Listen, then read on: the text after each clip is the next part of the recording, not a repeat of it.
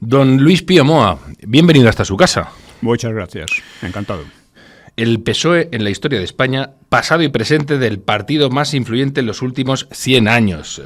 Editado por la Esfera de los Libros, es de finales del año pasado. Exactamente. Pero, por fortuna y por desgracia, sigue siendo muy interesante. Hombre, sigue siendo actualísimo. Sigue siendo muy actual.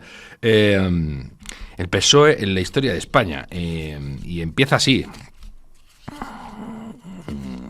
PSOE, el gran desconocido. Y mucha gente dirá, pero vamos a ver, estamos locos. Bueno, pues por desgracia es el más desconocido.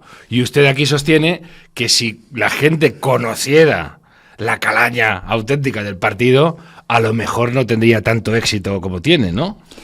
Hombre, es un partido, todo el mundo sabe algo de él, pero en gran parte son cosas anecdóticas o no anecdóticas, pero dispersas, sin ver el aspecto lógico, la lógica interna y subyacente de todas las actitudes del PSOE, ¿no? El PSOE hay que empezar por decir que, excepto en la época franquista, ha sido el partido más influyente. Y durante los últimos 100 y pico años, desde 1917, con su huelga revolucionaria, ¿no? Durante este tiempo, España es el PSOE en la historia de España, es decir, hay una referencia constante a la historia de España, ¿no? En este periodo, España ha pasado por 6 regímenes distintos y ahora está en una situación de interregno, no se sabe muy bien por dónde saldrán. Estos regímenes han sido 3 regímenes de libertades, que son la Restauración Liberal, que es la República, y que es el régimen del 78, democracia después del franquismo. Y ha pasado por 3 regímenes dictatoriales, uno el de Primo de Rivera, otro el de Franco, y luego uno que no es que fuera dictatorial, es que era totalitario y tiránico absolutamente, que fue el Frente Popular, que afortunadamente duró poco tiempo porque perdió la guerra. Pues bien, el PSOE ha sido una auténtica plaga para los regímenes de libertades. Fue uno de los principales partidos que derrumbó al régimen liberal de la Restauración. Fue el principal partido que destruyó la República, junto con los separatistas catalanes. Y actualmente es el partido que ha destruido la democracia del 78, ¿no? Que dejó de ser en gran parte democracia desde 2002. Ya hablaremos de eso, ¿no? Luego, es una cosa curiosa porque ha tenido 2 épocas buenas. La época de Primo de Rivera y la época de Franco. Con la dictadura de Primo de Rivera, el PSOE se civilizó mucho, colaboró de una manera muy productiva para España y para los trabajadores, durante ese periodo que duró 6 años largos. ¿Están ustedes escuchando? Jóvenes, ¿están ustedes escuchando lo que está diciendo don Pío Moa? No, es que es así. Alguno cortocircuita, nos van a cerrar. Nos van a cerrar y acabo de empezar, llevamos 3 minutos y ya estamos diciendo verdades que no se pueden decir. Sí, pero que hay que decirlas. Precisamente por eso, ¿no? Entonces, este partido, ya digo, con Primo de Rivera se llevó muy bien, excepto al final, porque la dictadura de Primo de Rivera pudo haber evolucionado a una democracia moderna, no como la que luego fue la República, y con 2 partidos que serían lo que llamaba la Unión Patriótica de derechas y el Partido Socialista, un partido que se había civilizado, como digo, mucho y que se ha hecho patriótico incluso, ¿no? Cosa que nunca más fue, ¿no? Y esto es una cosa que se desconoce, pero es necesario, lo trato ahí con cierto, porque tiene mucha importancia. Bueno, hay que decir, ¿no, don Luis, que en la dictadura de Primo de Rivera, dicta blanda, se ha llamado muchas veces, y además esto de dicta blanda lo promovía incluso esa izquierda que colaboró con el régimen, tuvo un papel esencial la UGT, que era mucho más fuerte que el PSOE, que era la que daba, de hecho, fuerza al PSOE, y un señor que se llama Largo Caballero, que lo han convertido, el Lenin español, acabó siendo el Lenin español y que estaba perfectamente, era uno de los puntales de ese régimen. Besteiro. Pues aquí donde falló el PSOE entonces fue al negarse a esa evolución de la dictadura hacia una democracia ordenada, que era lo que pedía Franco, por cierto, por aquella época. Y la segunda época buena del PSOE fue el franquismo. ¿Por qué? Porque no hizo nada. Ahí hizo alguna cosilla, pero decía, insignificante, ¿no? 100 años de honradez y 40 de vacaciones, ¿no? Sí, eso se decía, ¿no? De honradez ni uno, ¿eh? De honradez ni uno. Pero la verdad es que durante el franquismo había un epigrama en Inglaterra durante la Primera Guerra Mundial que decía: la Cámara de los Lores durante la Guerra Mundial no hizo nada de particular y lo hizo muy bien. Pues esto es lo que hizo el PSOE en el franquismo.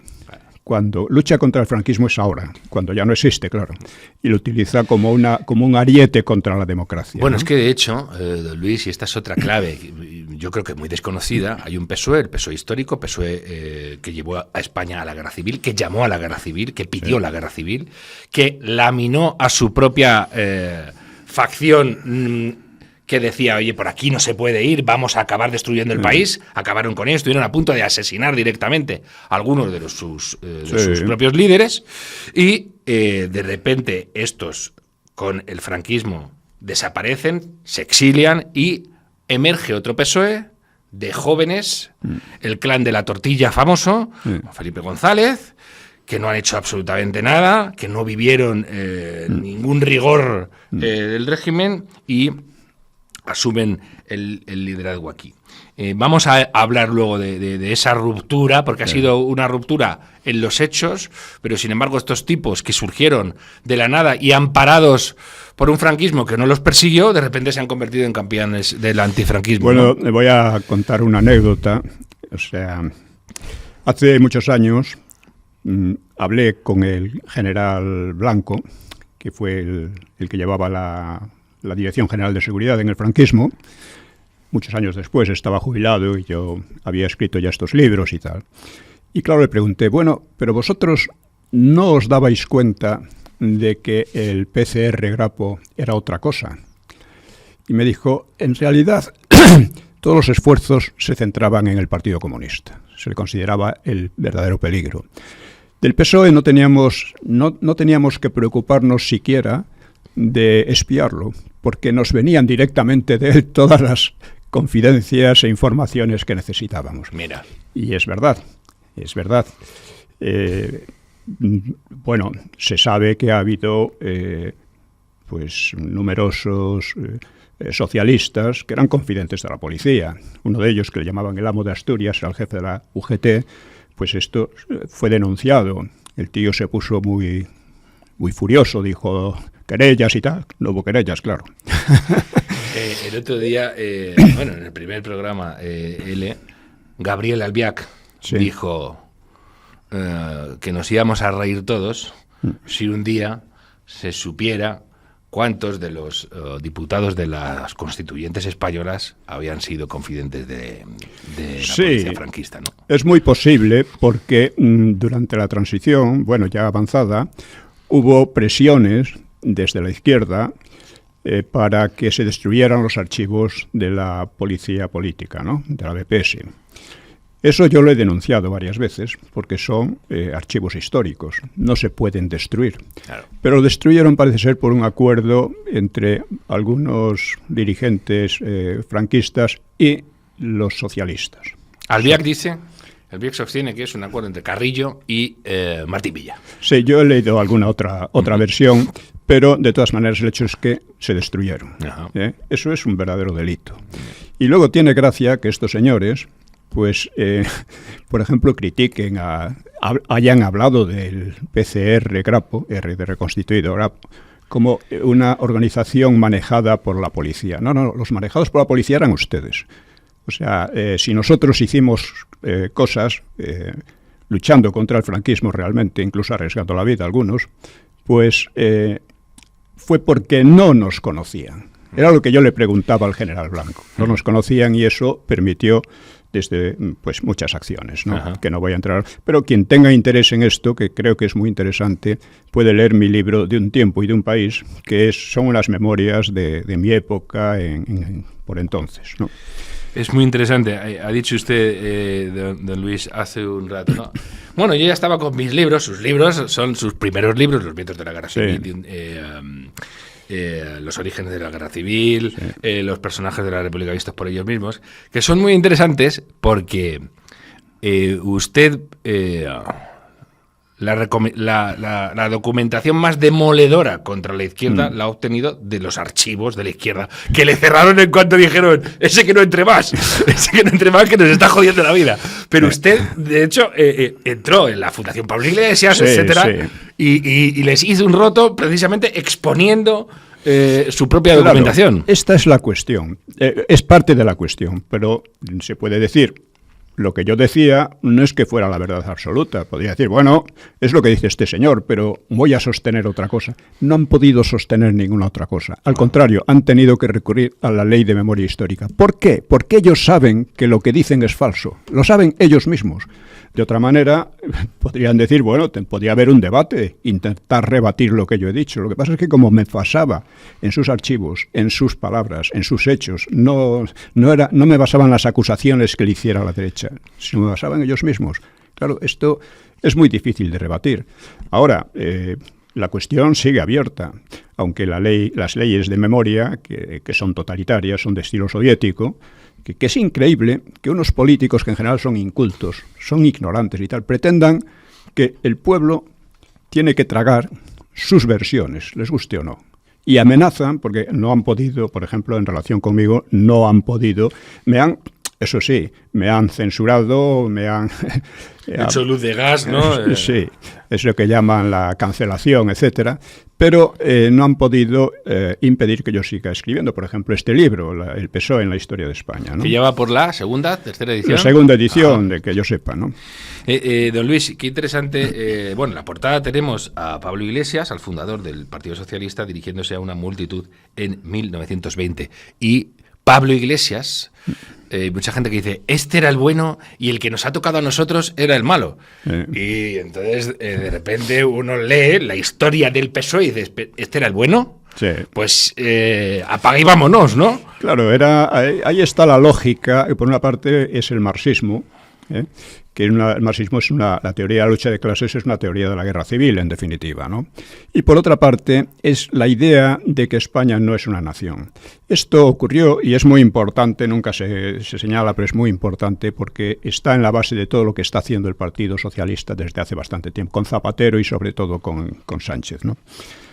En 1918, al terminar la Primera Guerra Mundial, pues salieron intentos de asegurar la paz en Europa de una vez por todas, los 14 puntos de Wilson, sí, el presidente useño, y uno de ellos era la autodeterminación de las naciones.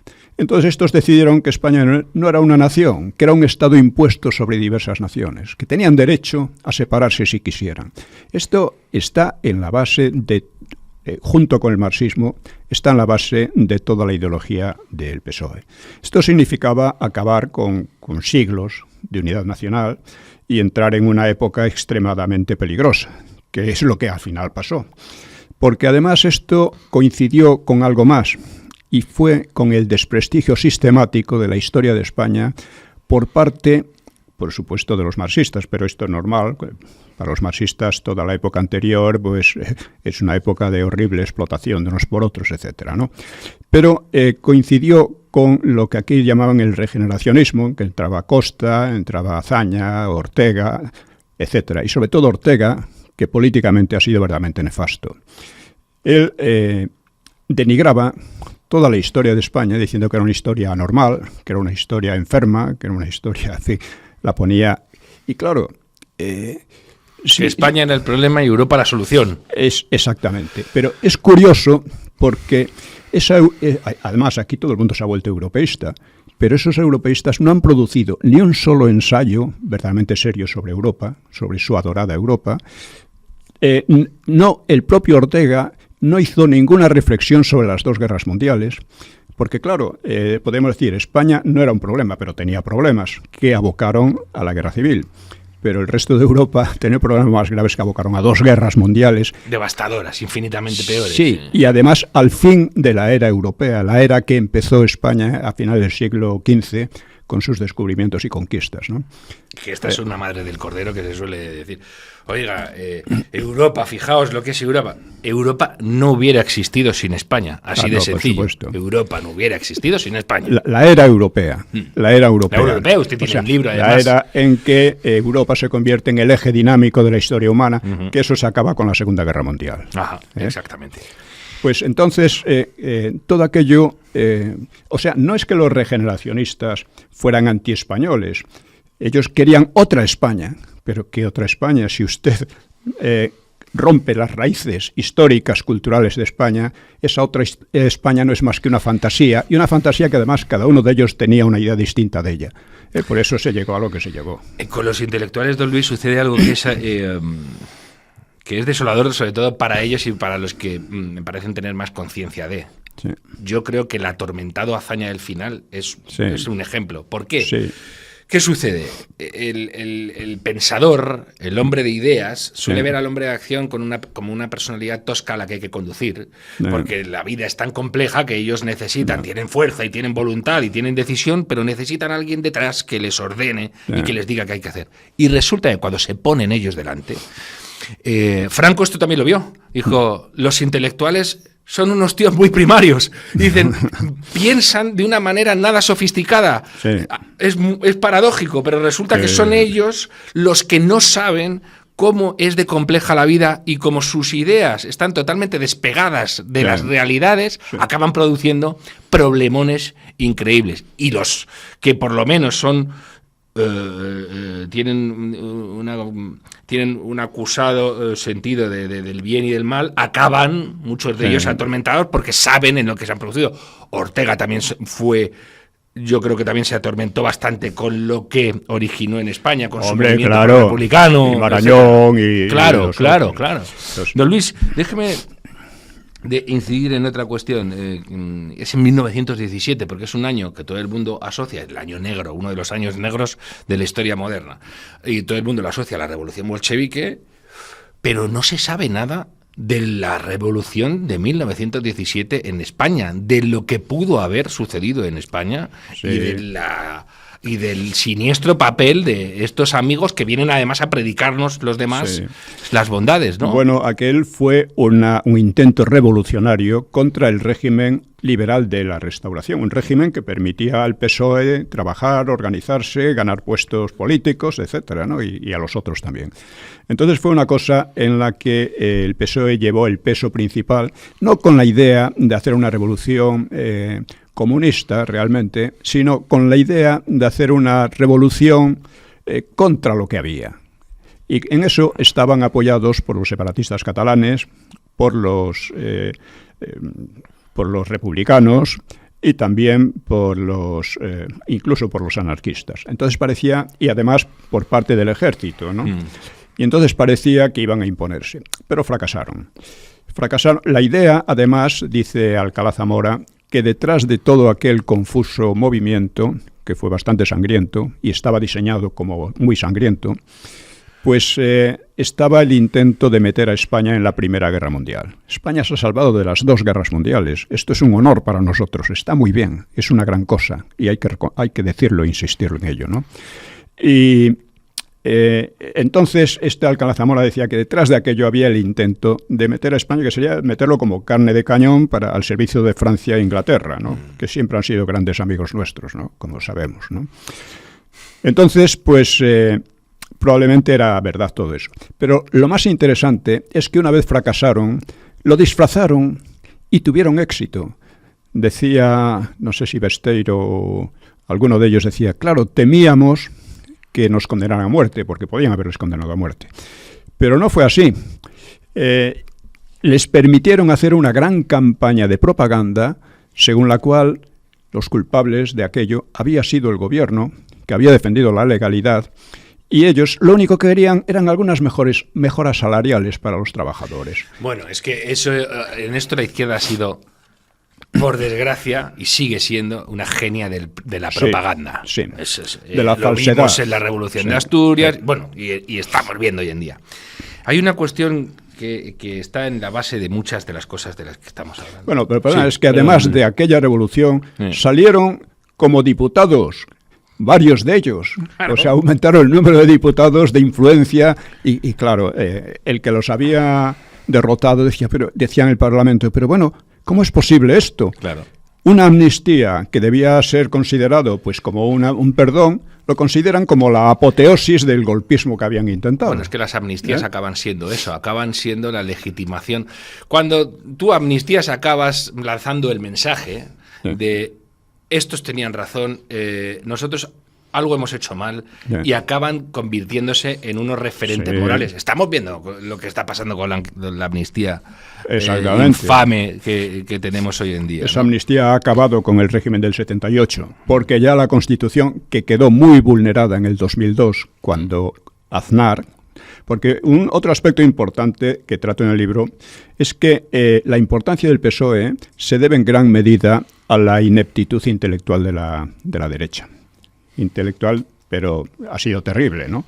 Bueno, ahora mismo vemos, en fin, cuál es la situación, por qué el PSOE es tan importante y puede hacer todo lo que hace. ¿Por qué ha podido...? Porque le marca el paso a la derecha establecida, ¿no? Por decirlo así. Sí, la derecha le sigue sigue las iniciativas del PSOE, ¿no? Sí, y eso es ya muy viejo. De desmarcarse. Sí, le ha fijado el patrón de conducta. Claro. Le ha fijado el patrón, se ha dejado poner un yugo, ¿no? Don Luis, una clave aquí es esta. El PSOE... la gente la ha identificado con un partido más de la gran familia socialdemócrata y dicen, bueno, pues fue nuestro SPD, el Partido Socialdemócrata Alemán. Y dicen, un momento, el PSOE, de hecho, lo que distinguió al PSOE en los años más determinantes del siglo XX, porque fueron los que podían haber evitado los grandes baños de sangre, el PSOE ahí siempre estuvo en el lado del mal, en el lado de la radicalidad y de la agitación. El PSOE no fue el SPD, no fue el que intentó llevar tranquilidad al sistema o estabilidad, sino todo lo contrario. Fue un partido que se benefició de una imagen que ni siquiera el propio PSOE cultivaba, porque el PSOE en sus propios órganos lanzaba soflamas, eran mucho más incendiarias de lo que la gente pensaba. Pedía la guerra civil directamente, ¿no? Decía porque estaban seguros de que la iban a ganar, no por otra cosa. ¿Quién fue? ¿Cuál fue el líder que dijo esta va a ser una guerra civil y va a tener carácter de exterminio porque el que gane no sé si fue Prieto, sí. El que dijo, esto se está convocando para esto, y lo que nosotros queremos hacer es, al que tenemos enfrente, que sabemos que está enfrente, Azaña consentía lo que la conspiración porque pensaba que era el momento propicio para descabezar a un ejército del que no se fiaba. Por cierto, tampoco se habla de la desestabilización formidable del ejército por parte del progresismo en el primer cuarto del siglo XX, no queremos ni hablar del siglo XIX, ¿no? Este tipo de cosas, fíjese, don Luis, mucha gente que nos vea dirá, están diciendo cosas que, bueno, señores, la documentación, los libros, el PSOE, la historia de España. Sí, pero vamos a ver, la mayor parte del ejército, de las Fuerzas Armadas en general, quedó del lado del Frente Popular. Sí, digo antes, el tiempo prerrevolucionario. Sí, los famosos, cuando teníamos la cuestión africana, etcétera, ¿no? La agitación que generaron los progresistas en el ejército. Sí, constantemente, ¿no? Y hay que decir que la destrucción de la República se debe ante todo al PSOE y a los separatistas catalanes, en 1934 y luego en la falsificación de las elecciones de 1936. Al falsificar las elecciones, esto fue un golpe realmente, y este golpe dio lugar al Frente Popular, que fue, ya digo, un régimen tiránico y que no duró mucho, afortunadamente, pero que era un régimen ya distinto de la República. O sea, la legalidad republicana fue completamente arrasada y se creó una nueva situación. Esto muchos historiadores no lo ven, y estos con su asombrosa, casi fascinante capacidad para falsificar la historia, se presentan como los republicanos. No existió el bando republicano en la guerra, fue el bando que destruyó la República. Y eso fue lo que hizo necesario el franquismo. El franquismo, la democracia se volvió totalmente imposible. O sea, una democracia en que hay varios partidos muy importantes que están dispuestos a destruirla, eso no funciona. Y durante muchos años fue así. Tenemos una idea, además, completamente falsa, porque el pensamiento político ha degenerado tanto que todo va que si dictadura y democracia. Mire usted, el franquismo lo podemos llamar una dictadura, pero no tiene nada que ver con Corea del Norte, ni con la Cuba de Castro, ni nada por el estilo. Ha sido una dictadura muy productiva para España, mientras que la democracia de la República era una democracia caótica y violenta, que efectivamente abocó a lo que abocó. Es decir, que las cosas no son tan sencillas. Hay democracias y democracias, y hay dictaduras y dictaduras. Por otra parte, la democracia también se olvida. La democracia en España se decidió en referéndum popular en 1976 contra el intento de ruptura. Era la reforma desde el franquismo, desde la legitimidad histórica del franquismo, contra la ruptura que pretendía imponer la legitimidad histórica del Frente Popular, al que confundían además intencionadamente con la República. Esto es.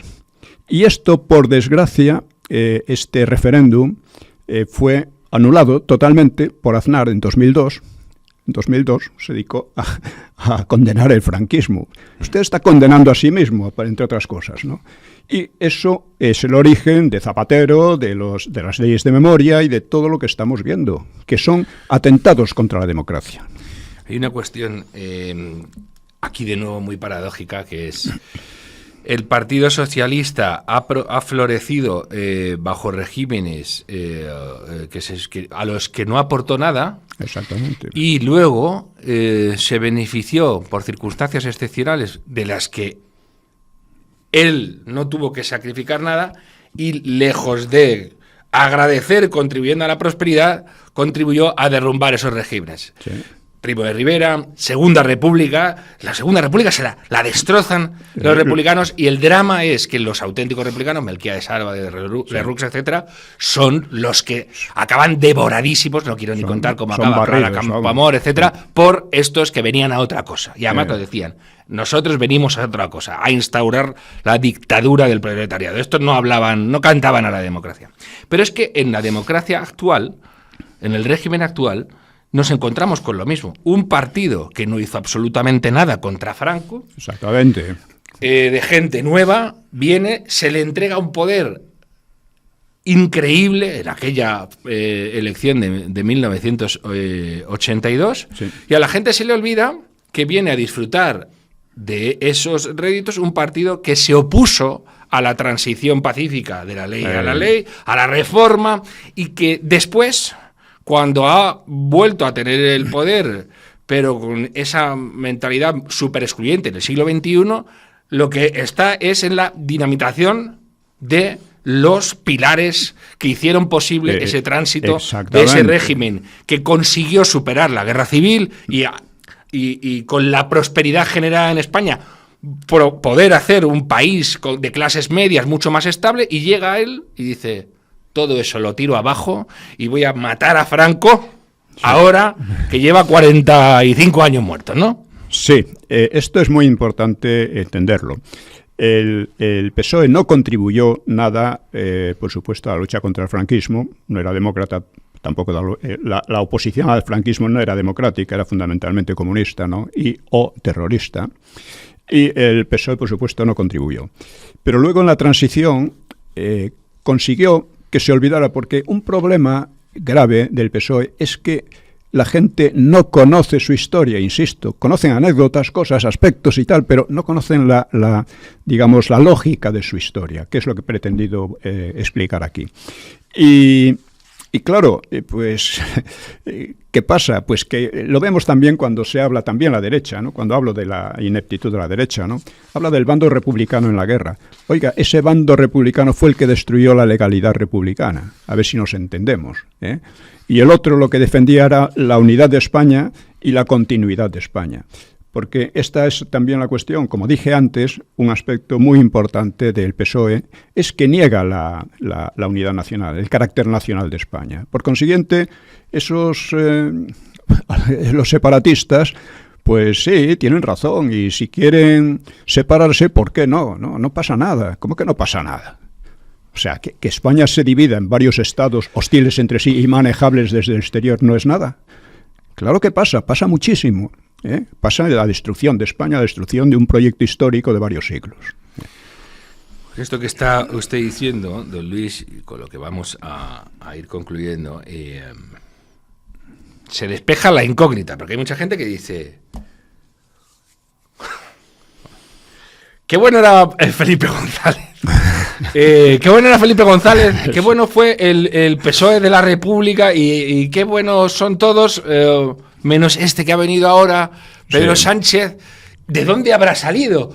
Se le ha debido caer a Dios en un mal día y se ha puesto aquí y fíjate los destrozos que está haciendo. Lo nunca visto.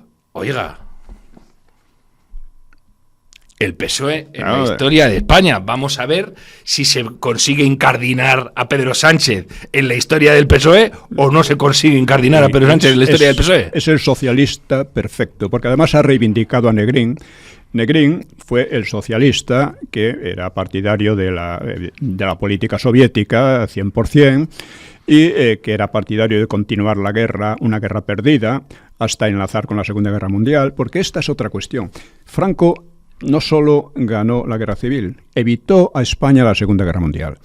El PSOE quería prolongar la guerra civil y enlazarla con la guerra mundial, que habría supuesto 1 millón o más de víctimas para España. Y en esa guerra al PSOE no le interesa. A la Unión Soviética, que tenía de hecho nuestras reservas. Vamos a ver, estábamos literalmente, materialmente en manos de la Unión Soviética, ¿no? Claro, la cuestión, algunos dicen, es que si la Unión Soviética, si Stalin estafó a con el oro aquel. No estafó nada. Stalin se hizo el amo del Frente Popular, simplemente, y ese es el problema político real. Stalin, que estaba en la Puerta de Alcalá, ahí exhibido. Sí, claro. Recordamos. Pero digamos que lo que ha hecho Sánchez ha sido reivindicar Negrín. Negrín es la verdadera historia del PSOE. Y parte de eso es... Al PSOE le importaba un bledo todas las destrucciones y muertos que hubiera, con tal de que él ganara, de que él siguiera mandando. Esta es y Franco lo impidió. Claro, es lógico que le odien por completo. Franco se lo impidió, ¿no? Don Pío, don Luis Pío Moa, muchas gracias por estos minutos que nos ha regalado para hablar de el PSOE en la historia de España, pasado y presente, el partido más influyente de los últimos 100 años, que lleva una dedicatoria, una vez más, a los jóvenes que deben conocer la historia. Y hay mucha gente que está absolutamente preocupada. Los jóvenes que están desmandados, que son revisionistas. Ojalá. Pues, chicos, es que habéis hecho cosas muy mal. Les estáis prostituyendo, les estáis emputeciendo la mente y de repente se encuentran con que los autores proscritos dicen otro tipo de cosas. Claro. Y además dicen otro tipo de cosas con soporte documental. Es que la revisión es fundamental en cualquier estudio histórico, y esto es lo que quieren impedir, porque quieren impedir el estudio imparcial y democrático y libre, ¿no? Por eso me llaman revisionista, es que lo soy. Don Luis, lo dicho, muchas gracias y... al personal, el PSOE de la historia de España, vayan a por él antes de que haya que pedirlo por debajo del mostrador en las librerías. Muchas gracias por todo. Muchas gracias a vosotros.